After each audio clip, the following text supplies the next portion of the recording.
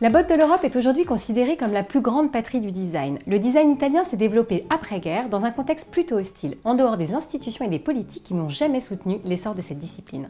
Sa belle histoire se fonde sur des objets, des styles, mais aussi des hommes, des idées et surtout des idéologies. Pour exemple, l'ancien industriel Piaggio n'a même plus de quoi produire une automobile. Il se lance alors dans un nouveau cyclomoteur et c'est en 1946 que naît le Vespa. Et comme l'heure est à l'expérimentation, de jeunes ingénieurs se lancent dans de nouvelles matières et c'est en 1949 que Giulio Castelli crée Cartel avec l'ambition de faire rentrer le plastique dans la maison. Dans la foulée, un petit groupe de jeunes industriels crée le Salon du Meuble à Milan. Ils ne se doutaient pas que 50 ans après, la Fiera attirait plus de 300 000 visiteurs par an. En 1950, Martinelli Luce, la prestigieuse marque italienne de luminaires, est fondée. Grâce à son sens de l'innovation, Martinelli Luce a créé une large gamme de luminaires d'intérieur à la fois classiques et inventives. Je vous reparle de la Pipistrello Gay aux lentilles ou ça va aller?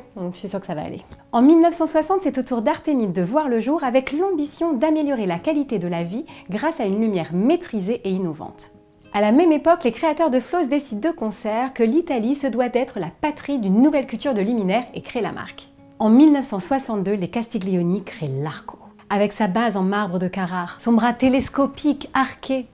J'en étais où déjà? Ah oui, son réflecteur en aluminium. La lampe Arco fait résolument fureur. En 1964, Seletti propose des créations pour l'ensemble de la maison et plus particulièrement des luminaires, valorisant une vision artistique forte mêlant le design industriel à l'art contemporain. Dans les années 80, le style Memphis explose. Memphis, c'est le nom d'un groupe hybride de designers et de jeunes architectes embarqués par le maestro Ettore Sostas. C'est comme ça, c'est écrit, voilà. Pour une guerre ouverte contre l'austérité du modernisme et le fonctionnalisme aseptisé. De ce mouvement naîtra notamment Callimaco, un lampadaire composé d'un pied tubulaire agrémenté d'une poignée, d'une base conique et d'un diffuseur en acier laqué de couleur, bref, un luminaire dans le pur style Memphis. Dans les années 90, c'est au tour de Capellini, dénicheur de talent, d'imposer un design d'auteur ultra créatif et médiatique. Je pourrais aussi vous parler de Harry Bertoia, Joe Colombo, Paola Navone, la liste est tellement riche. Vous l'aurez compris, passer le design italien à la loupe, ça demande une longue, très longue investigation et beaucoup de temps. Mais je pense qu'avec Light Online, on vous a mis sur la bonne voie.